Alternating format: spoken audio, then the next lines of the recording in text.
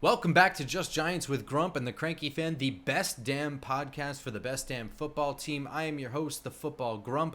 With me, as always, is Mike, the Cranky Fan, and we are back from our respective mini vacations. We're both wearing blue t-shirts, and we're both a little bit tanner. We are both tanner. We are both exhausted. Was on the West Coast. Went to Red Rocks for a concert. Saw my Rays play the Giants in San Francisco.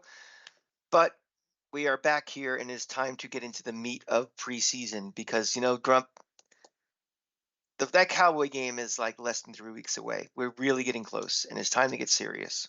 It's exciting. I'm getting very excited. Trying to get my belly in mid-season form, trying to get my liver in mid-season form. I'm still working on it.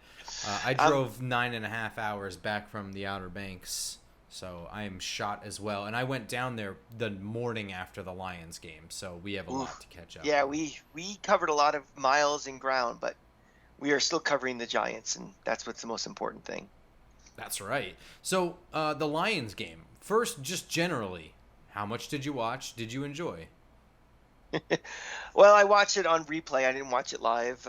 We had stuff going on also. It's no matter how hard you try to get in a bubble and not like learn anything before you watch it, you are going to find out things. So it kind of, when you're watching it on replay, you're kind of focusing on things you should be. So, I was watching things like, how is John Michael Schmitz going to be? How did the offensive line play? How did the cornerbacks play? And, based on narratives that I already knew. So a lot of the surprise and I was looking for things that to kind of validate what I heard already. So it makes it a little different when you're watching. Yeah, for sure. And this was like very minimal starters kind of preseason game. So this is like the kind of thing that I get excited for, where I'm watching individual guys, I'm looking at battles, I'm kind of also, this is where you see a little bit of experimenting, not a lot of game planning, so you see some wacky formations and stuff like that. So I get excited about this stuff, but as a viewer, it's not all that exciting, but it's Giants football. I'm always going to be excited. It's more interesting than when we went to camp, but it's not nearly as interesting as even what preseason was 5 years ago. I mean, everybody's adopted the Bill Belichick. We're going to use preseason to, try different things, competition for roster spots, competition to start. And then, when we get to week one, we'll get the starters and the things we know for sure. We'll work them into shape. So it is a little different. You're right, though. But for us, as we follow this team 365 days a year, seeing these individual battles is interesting. Yeah, and I kind of want to breeze through the Lions game and also kind of talk about practice this week, how the depth chart kind of changed based on how some guys performed. And this is the first time I'm really looking at the depth chart. So John Michael Schmitz was probably the first person I was going to zero in on. And, I mean, he looked like the genuine article, right? In his 21 pass blocking snaps, he had 0 QB hits, 0 pressures, 0 sacks. Perfect. That's first game out of the box. We will take that. I mean, we said it, I think it was 2 shows ago. Like, what are the things I'm really focused on this year is that, the 2 tackles in the center, that's going to be the linchpin of this offensive line for years to come. And, the sooner, Schmitz and Evan Neal are linchpins like Andrew Thomas, the better. So knowing that your floor isn't as low as you could potentially feel with a rookie playing gets you excited, even if it was a preseason game, even if it was limited snaps against, guys who may not be playing, on Sundays in the future. It was definitely good to see. Yeah, and you mentioned tackle. Evan Neal was in the concussion protocol. He didn't play. Yeah. Andrew Thomas is a veteran. He didn't play. Right. That being said, Evan Neal is out of the concussion protocol this week. But backup tackle was ugly. Yes. Ugly. As a result, Devery Hamilton was released, although I think he was waived injured, maybe. Corey Cunningham didn't look too good. Matt Parrott didn't look too good. They added Julian Davenport this week. He was a 4th-round pick in 2017. I remember that draft, the 2017 draft. I remember him being mocked to the Giants at one point early on. I checked him out because he was like a small school, big measurables guy, and I was like, I don't really like screwing around with raw tackles. He's essentially Matt Peart in terms Right. of, you know what I mean? He's got the physical attributes tell you he should be good. All of the tape tells you he's not that great. Exactly. See, sometimes the eyes don't lie. Yeah. It at this point, I would say John Michael Schmitz has won that center job. They were kind of toying around with, like, you know, Ben Bredesen's doing some snaps, and, you know, backup center was clearly like they were trying to figure out the hierarchy, but, you know, hoping, you know, willing John Michael Schmitz to win that, but he won that on his own. That's definitely happening. Backup tackle, I would say, is still up for grabs after that horrendous showing. And guard is still completely in flux as well. So the offensive line is still kind of moving and shaking right now. And I also think having Bredesen, getting snaps with center was a good game plan regardless if I know they wanted John Michael Schmitz to win, but I think it's important to have him ready just in case he is really bad, in case he gets hurt. Sure. We can't predict the future, what's going to happen for this season, much less what happens, in the Carolina preseason game. So I think they did the right thing. I mean, of course, you want Schmitz to take the ball and in game one, snap one, and be your center for the next decade. But having guys like Bredesen who can play left guard, center, right guard, that's just makes him more valuable, and it's one less roster spot you potentially have to worry about. You can fill out with something else.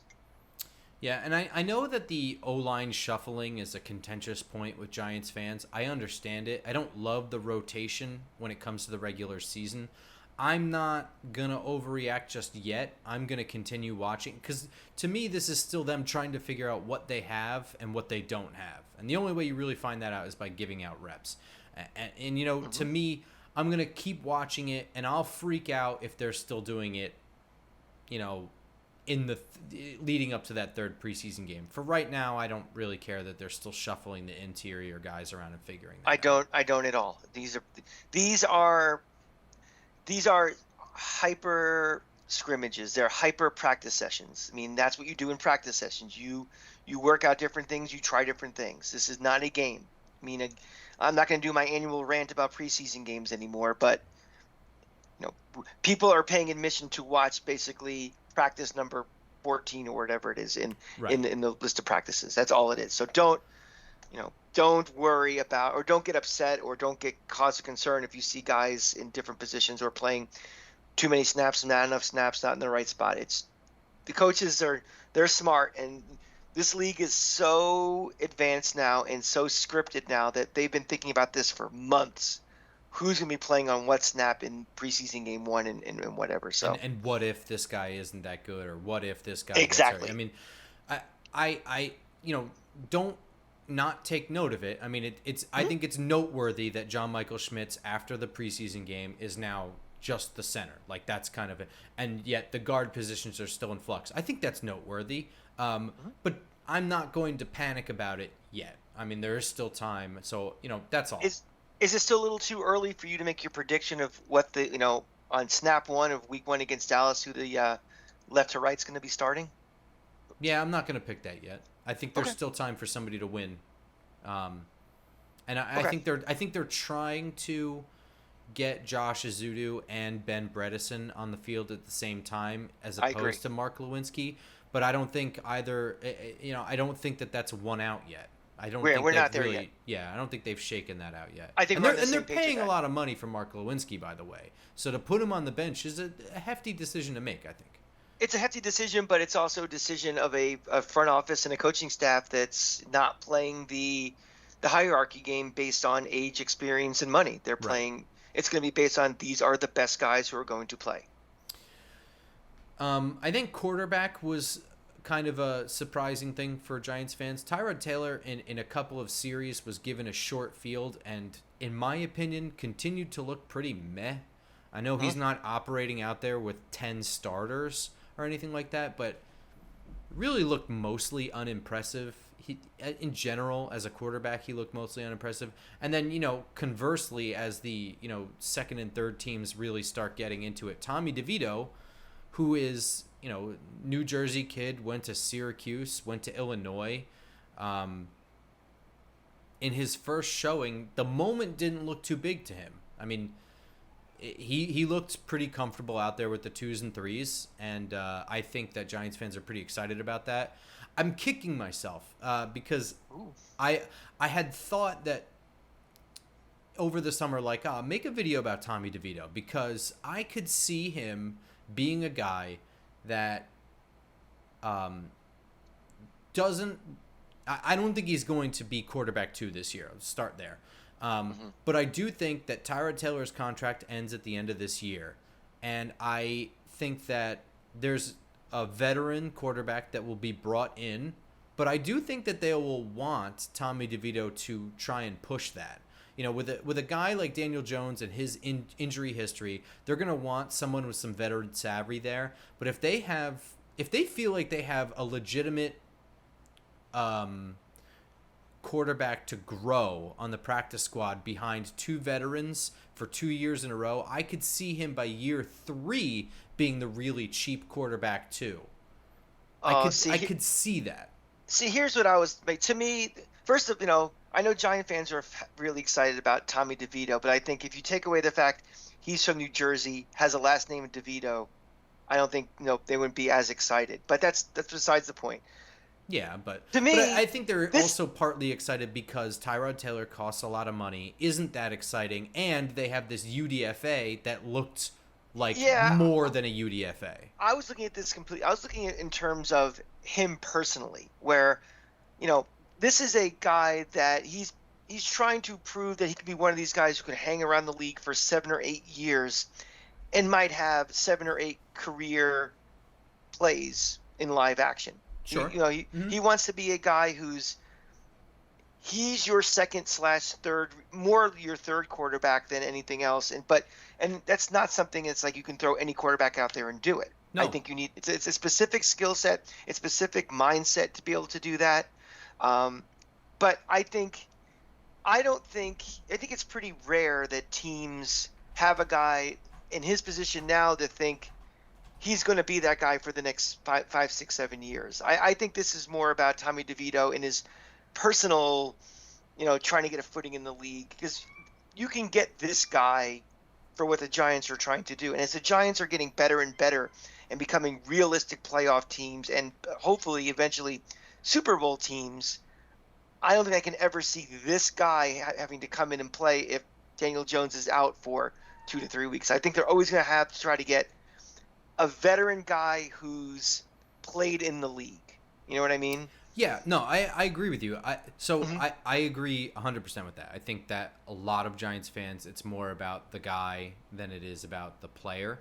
And that's perfectly fine too. And I would, if he, does the job, and he's a 13 quarterback, and he bounces somewhere else, and he'll always be like, oh, that's nice. I'm glad to see he's working out, doing what he does, and he gets a paycheck and gets a pension in this league. I think we're all in that too. I just don't really have much expectation for him ever really helping this team, especially in the near term. See, that's actually where we differ, because I mean, I think it's cool that he's from New Jersey, went to Don Bosco. I think that's cool, but I could care less. I was legitimately going to do a video because I saw a skill set that was like, this guy runs around. He can throw well on the move. He's kind of a gamer. He takes chances. He doesn't have a bad arm. To me, he looked like what Tyrod Taylor offers, but more raw, younger, whatever. So I saw a potential developmental piece there anyway. I didn't make the video. Yeah, so this is all kind of conjecture. I didn't make the video. I made a couple of clips, and I got distracted with other stuff. I started getting more into the college stuff, and I was like, do I really want to do this? And I didn't do it. So whatever. I'm kicking myself a little bit because I would have had something to back myself up, but it doesn't really matter. The point is that I'm still impressed at how composed he looked early on in that preseason game. I'm not going to make a mountain of it. I think that anything more than the practice squad this year and next year is a lofty expectation, but I think that he makes an impression on the coaching staff I think there's something that could work there. I'm I looking think that's more a long win. term. I'm looking Honestly, at 3 years down.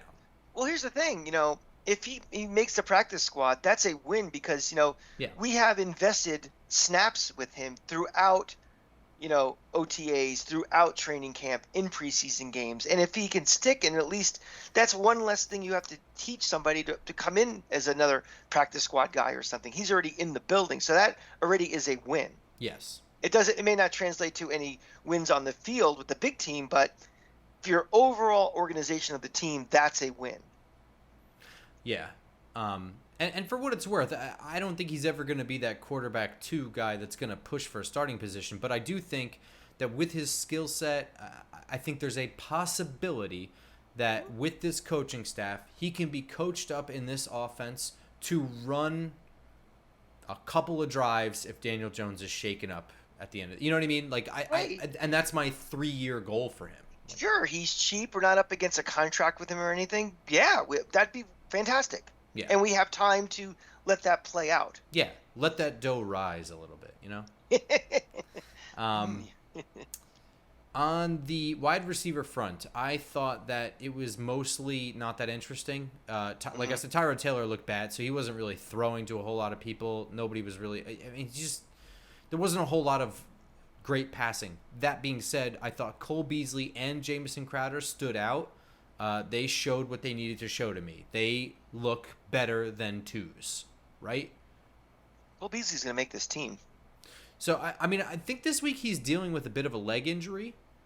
And we're going to get into sort of the depth and things and who's going to have to show up a little bit more in the Panthers game, who needs to continue to show up. But I do think that I think I agree with you, but he's still not in a position where an injury is a good thing for him. Like that could kick him off the roster if he's not going to get better. Yeah, he's going to get less benefit of the doubt if he has an injury than some other guys would. Like if he has an injury and it prevents practice or even playing next week or something, I think that means it's more like you're gone than we're gonna roll the dice with you. Yeah, it's that close. It's that close, really, and that's kind of a tribute to the overall depth, I think, of the wide receiver room. Also, I mean, yeah. And the work that they did this offseason. Even just last year, he might have been bitten by a shark and lost his leg, and he's probably still going to be wide receiver 3 on this team. Yeah. Oh, yeah, definitely. I don't really have a whole lot I want to add on the offense, but I just want to point out that Tommy Sweeney had a nice touchdown catch. That's all. Yeah. I just wanted to say it. I thought it was cool. Personally, I don't love the idea of Lawrence Cager making the team. This is like a little bit a conversation for down the road, but okay. I don't love the idea of Lawrence Cager being tight end 3 and winning out over guys like Tommy Sweeney and Chris Myrick simply because they have Darren Waller this year, and if Waller gets hurt, they need someone to run his plays. I just don't love that idea. I don't think that makes the team better. I don't think that's the best course, but that's my personal opinion. I know I'm not alone with that, but so I just wanted to mention that Tommy Sweeney looked good in the passing game. He had a passing touchdown, so that is just noteworthy for me.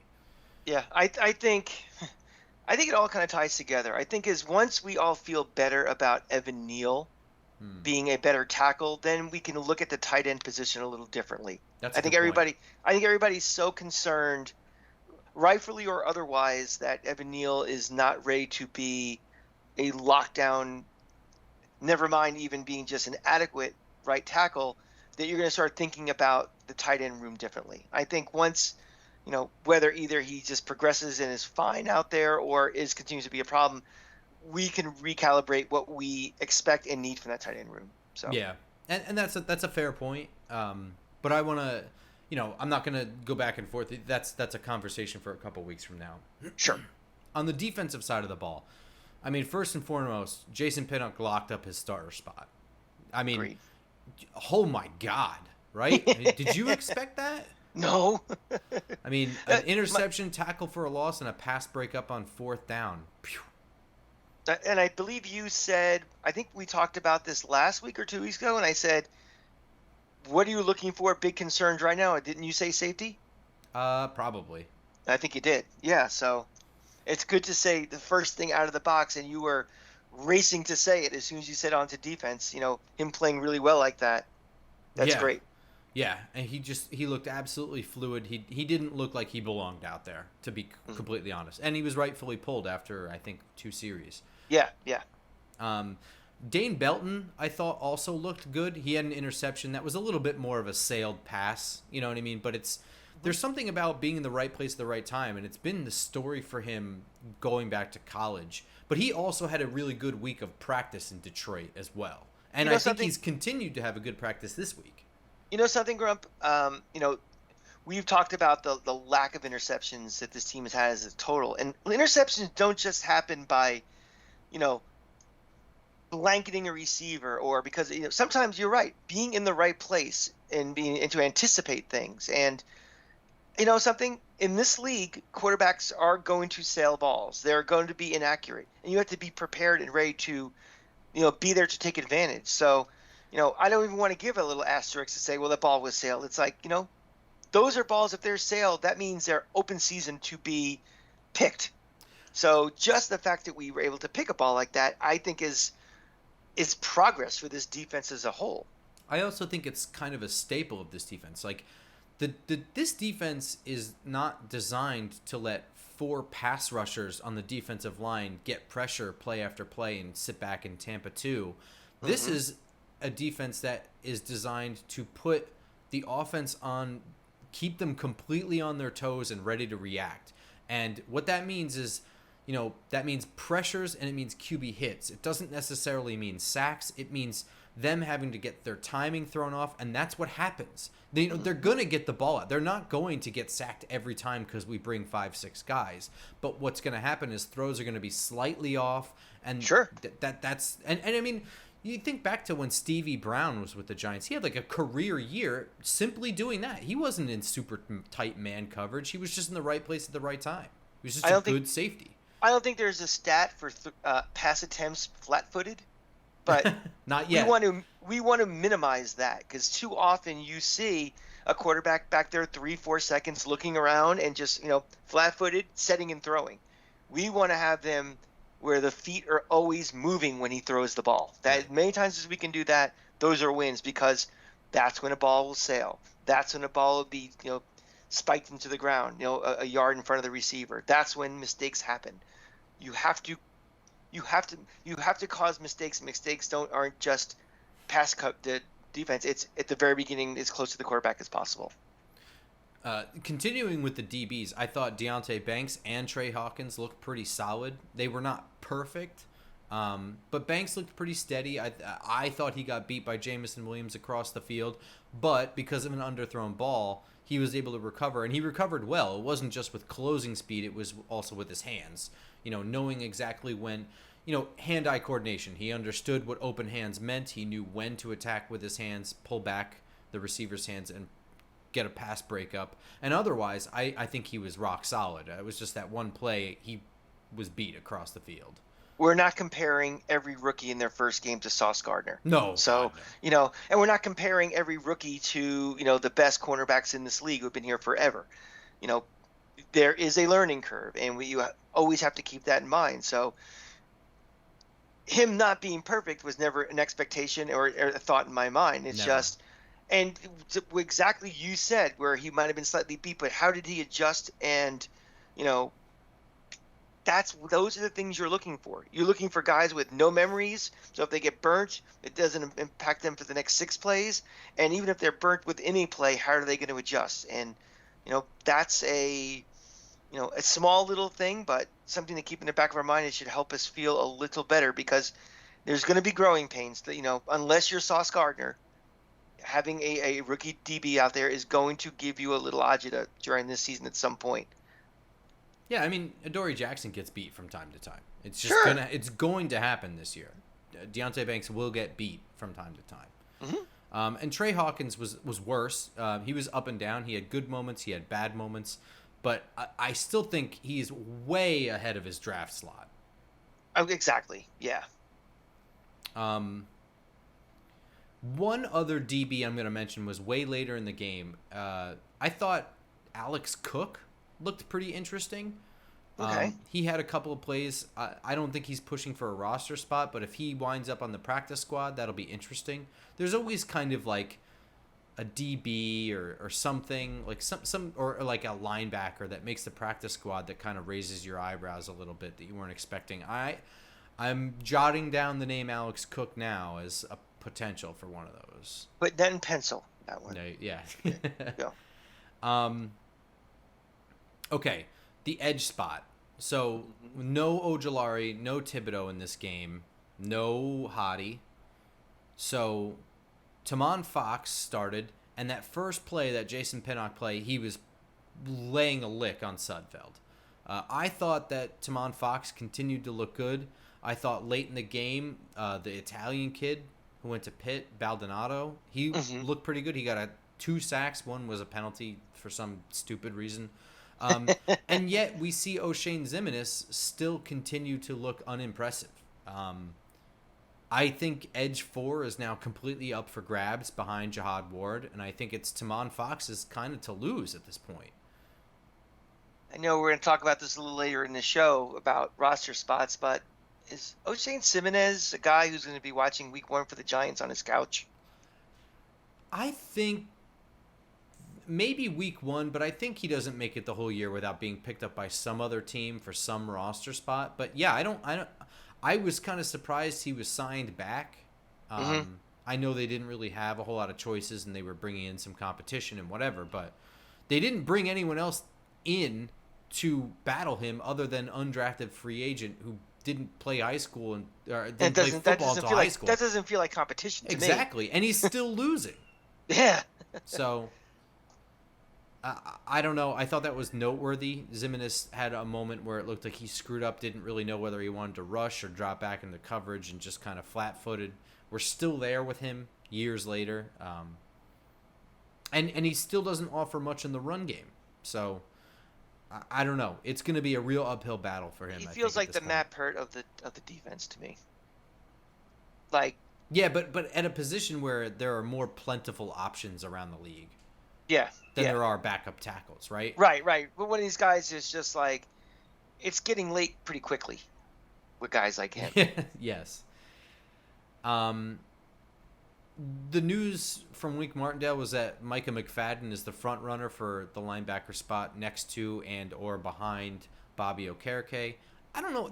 That doesn't seem like news to me. Yeah. It's like, okay. I know the coaches like to speak very highly of Darian Beavers and all this stuff. I didn't think that much about Darian Beavers coming into the league last year. He looked a little stiff in the hips to me. Very phone boothy with his linebacker play. And then on top of that, he's returning from an ACL. I didn't really expect him to overtake a guy who had an entire year's worth of experience at the NFL level.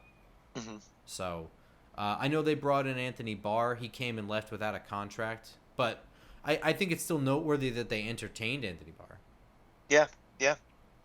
Well, for him to speak of him, that tells you, these guys they don't speak off the cuff. Coaches, everything in this league is a little scripted that way. So they're trying to present a narrative of guys. So when they mention somebody, they call someone out. There's a reason. And defensive line. Late in the game, Jordan Riley looked pretty impressive, I thought, especially for a late rounder. It's hard sometimes to look at defensive line players that are going to be like late round sleepers at the college level. Especially when they're playing third string guys their own late in games. Yeah, but he was completely moving dudes and then making some tackles in the backfield. So I didn't know what to expect, like where he was going to land. And on the flip side, you have DJ Davidson was activated off of the PUP list this week. I have to think that they're potentially in a roster battle spot right there. At the position the Giants are probably deepest defensively. Yeah, right. That's kind of all I had from the game itself. No major injuries to report, right? No, some guys got dinged up and they just kind of went out. The biggest one I would say is Colin Johnson. And I only say that because he's coming off of an Achilles. He had a really impressive training camp last year. The coaches seemed to like him. I would even say more than they liked Darius Slayton. He was continuing to have a pretty impressive training camp this year. So any injury for him is a bad one because they are log jammed at wide receiver. And there's every missed snap for him is a missed opportunity to impress and push someone else off of the team. I'm hoping we get to see him play the Panthers tonight. So, only other note I have from this week, following the game, they are continuing to move Adoree Jackson into the slot and let Trey Hawkins play opposite Deonte Banks in practice with the ones. After preseason week 1, this is no longer just an experiment to me. Yeah, I have that as a note. So a lot of people have noted that, like, this might be situational. Like, this might be when you have a team that has some kind of crazy good mismatch weapon, their best wide receiver is going to play out of the slot. Maybe this is the time we do this alignment. I think that's probably true. I don't think there's I don't think this is going to be a full-time We're rookie. moving him inside and we're just going to play two rookies on the outside. I don't see that either. No way. But I think it's probably emblematic that Trey Hawkins has made more of a push for a roster spot where there is a high-priced veteran there, more so than Cordell Flott or Darnay Holmes has made a push for the starting slot spot where there's nobody. Right?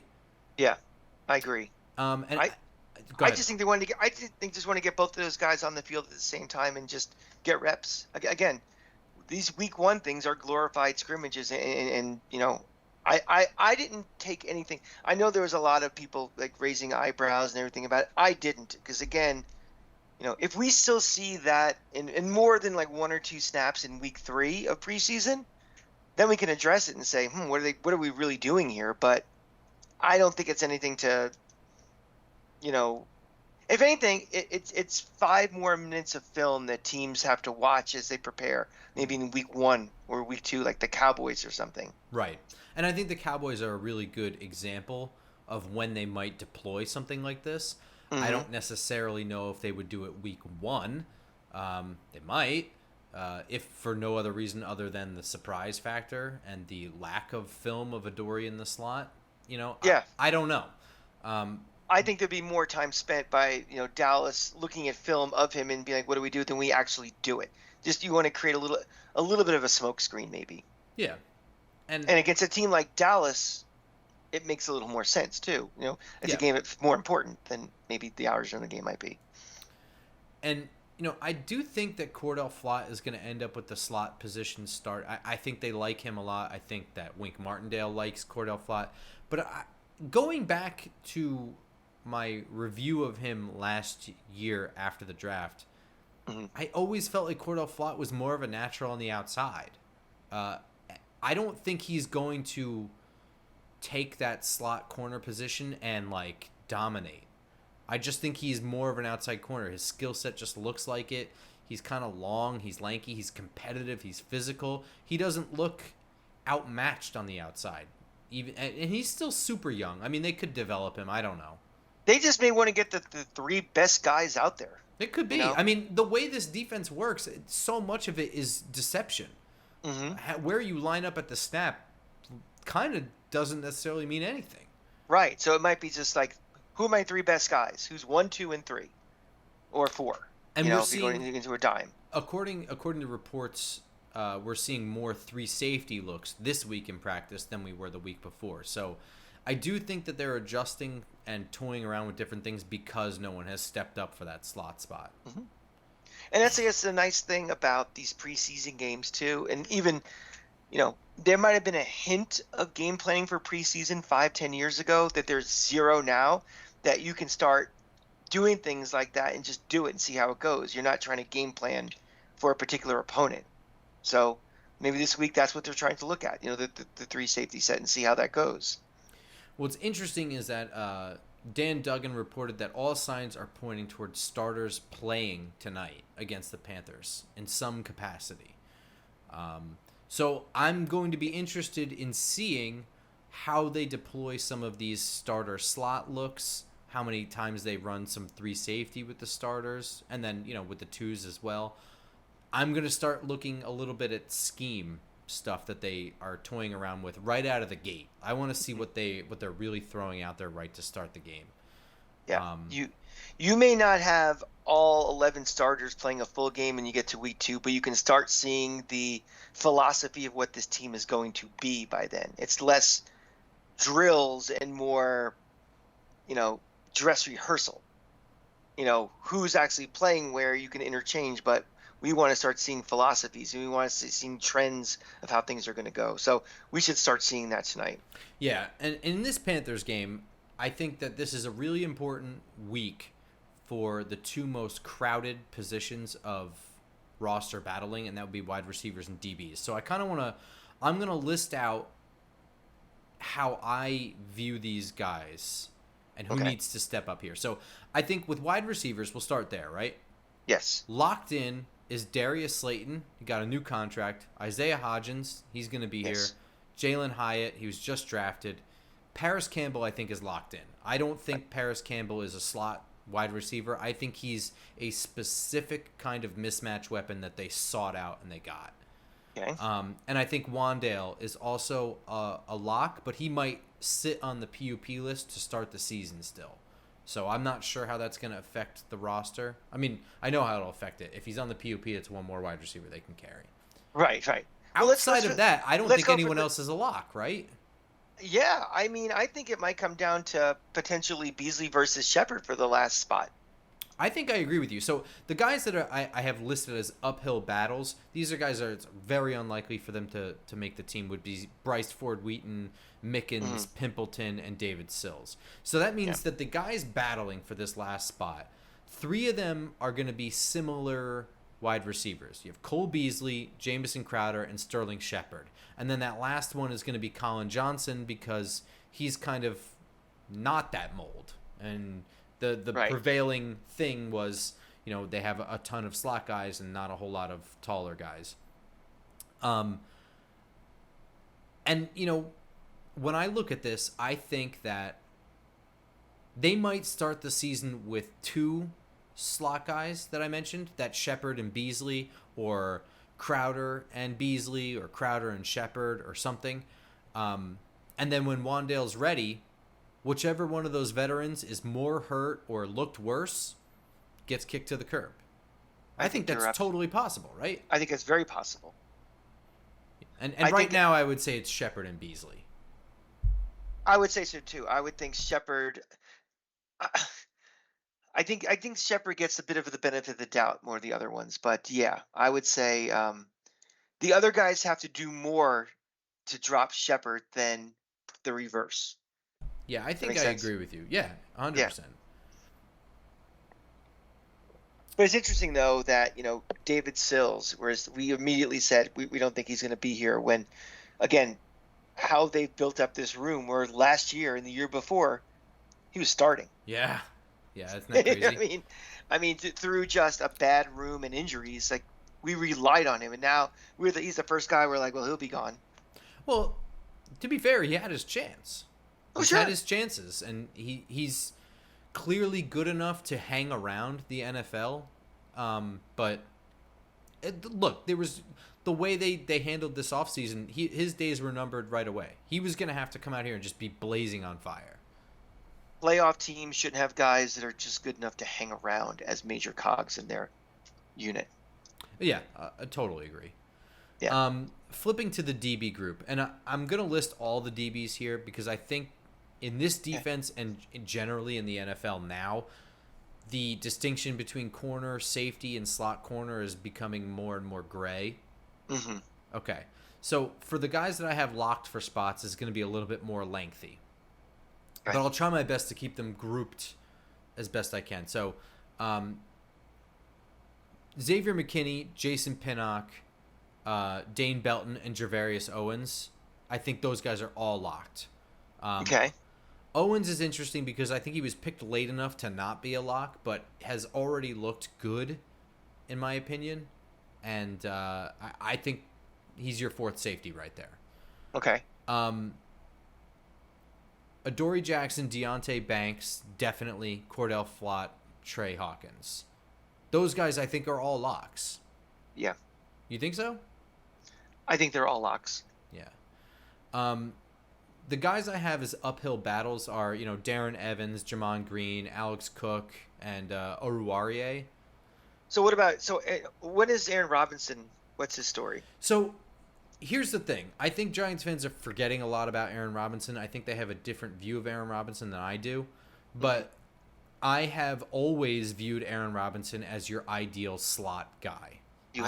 I think Yes. he is a downhill physical guy who likes to hit people. He doesn't have the long speed to play on the outside. He's on the PUP list right now. He can't practice, and that's awful for him. He needs to get out there and do stuff and show people things. But that being said, remember, he was the starting corner opposite Adoree Jackson last year. I think Wink likes him. He looks like a Wink guy to me. Obviously you bring in guys like Trey Hawkins. They also drafted Cordell Flott and Deontay Banks. You have 3 new guys that were pretty much handpicked by Wink Martindale, you would think. Obviously that puts a lot of pressure on him. But as we've already noted, nobody has taken the slot cornerback role and ran with it yet. Right. Nobody. We've been talking about it for a while, even tonight. So with different possibilities. So I have him as an uphill. I have him as a battling guy. He's got to get his shit together, in my opinion. Mm-hmm. I think that he's at the tail end of that battling group, mixed in with Rodarius Williams and Bobby McCain. McCain was brought in here as that veteran safety that I think they thought was going to earn a depth spot. And the way Owens has played, the way Pinnock just grabbed the starting spot and ran with it, Belton continued has the nose for the ball. McCain just looks slow out there to me. Mm-hmm. So I think those 3 guys are towards the end of the battling group. But I think right at the top, I think Nick McLeod, makes the team. I'm pretty sure he's going to make the team. I think he does too. I have right now on my list is making the roster. And I like him a lot. I think you can move him around, and the more you can move a guy around, the more he plays into Wink's defense. If you can deceive just by having a guy out there, you never know where he's playing. Sure. That helps. Yeah, we're trying to go positionless as much as we can. Yeah. Whoa, excuse me. And then the last 2 guys battling, Darnay Holmes and Zion Gilbert. Darnay Holmes has a pretty heavy price tag, and that's working against him. I like Darnay Holmes. I think he's a good DB, just not for this system.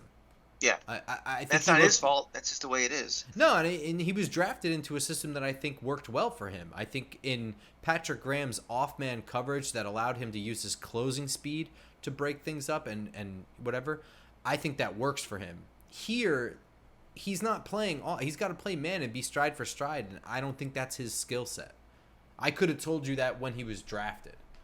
That being said, I mean, he is kind of battling with Cordell Flott for that slot corner role, though. Yeah, but if you can get a guy that's, all things considered equal, the guy that's younger. Yeah. Go the guy that's younger. I mean, you're going to get more, it's almost like spreading out a contract longer. He's younger, and you can use that younger because you don't have to pay Darnell Holmes at some point. So yeah, I think he's on the uphill battle side of the spectrum for sure. Okay. And I think that Zion Gilbert is a sneaky one that the coaches kind of like. I think he's got really good length. He's like 6'1" or something like that. He earned real regular season playing time last year. I think over Rodarius Williams, if I remember right. So I can't not put him on the battling thing further up, right? Sure. Yeah. So very interesting, and I think tonight's game is really I'm going to focus in on those 2 spots and see who's starting to separate themselves. Because that's where a lot of the trimming is going to happen. Yeah, this is why you don't necessarily want to play starters in games like that, because these are real decisions. These are actually impact decisions that will impact your team. It's not like worrying about, who's the 6th wide receiver. These are guys that, as soon as somebody gets hurt, these guys jump up really quickly in a position of real need. So I think we want to have it. We would like to have fair competition and good competition to really get the best guy. So I'd rather have these guys get more reps to kind of have the tape to make those decisions. Yeah, I'm legitimately excited for this home opener, I guess, as you'd like to call it, I guess. But Yeah. tonight's game against the Panthers, I'm excited to watch this. Hey, you want to do something I didn't even tell you about, Grump? What's that? I have 2 tickets for tonight's game, and let's do this. Anybody who retweets us or re-X's us or whatever promotes this episode, we will put you in a drawing, and like by 4 o'clock, we'll pick a name and we will email you the tickets for the game. Yeah, I hope you guys aren't doing anything tonight. Because you know how exciting a preseason game is. But no, I do have tickets and I can't make it, so it's last minute notice. We probably would have done this earlier, but We would promote us any way you can. You're eligible to win tickets. Unfortunately, we can't offer a parking pass, but those are generally pretty cheap. I think parking is like $30. Yeah, or just take the train. But I mean, not everyone might not, be able to do that. I don't know. Brown Everyone's bag just your better- beer and just go on the train. Just kind of throwing Uber that over. out there. There's no parking pass attached. So Yes. Yeah. Do you want to save expectations for this year for Monday night's Tuesday morning's episode? Yeah, let's do that because Okay. the world could change tonight. You Yeah. know, I don't want to jinx or say anything bad, but this might be a completely different team that we're talking about Monday than now, and I do have some material and stuff we can talk about. It's like some fun things, perception around the league versus what we think as more focused Giant fans and stuff, and yeah, that could be a fun bit of material. And basically, as the season draws closer, media outlets, national media, things like that are starting to make their expectations for the year. And while our own expectations for the year is still a little bit away, I think it's still worth noting what the Giants look like to the rest of the world. Yeah, So- and see how that reconciles what we all, the two of us and all of you who listen, and what we think too. And it's interesting where that delta is not necessarily matching. So it could be some investment opportunities for everybody if you have a investment broker in the in the Vegas world. All right, so that stuff will all come for Tuesday morning's episode. I apologize for our Lions recap coming very late, but it is what it is. And also, We're world travelers. What I can you say? I champion the idea of not overreacting or having an instant reaction to preseason anything. So I care a little bit less about the fact that we didn't do that more so than anything. But, I know people like to listen to things when they're relevant. So I apologize for that. And that's why we have our friends like Bobby and Justin who provide, Great work. Great work for that. So we don't need to regurgitate exactly what they're going to say. We have a little different perspective on it. So, between all of us, you have all the information that you need to be a smarter Giant fan, so. Yeah, but For sure. but so be sure to follow us on Twitter at JustGiantsPod, at football_Grump, at the Cranky Fan. This is a legit opportunity to win some tickets to preseason game. I know it is just preseason, but hey, Yeah, it's free. share. So. Yeah, share, bump us on on YouTube. The show will be up. Anything you can do, like it, whatever. We'll consider all those things, and we'll pick a winner. Yep, and yeah. Be sure to tell other people as well. Maybe you can't go, but other people can. Let them know that this is available for them.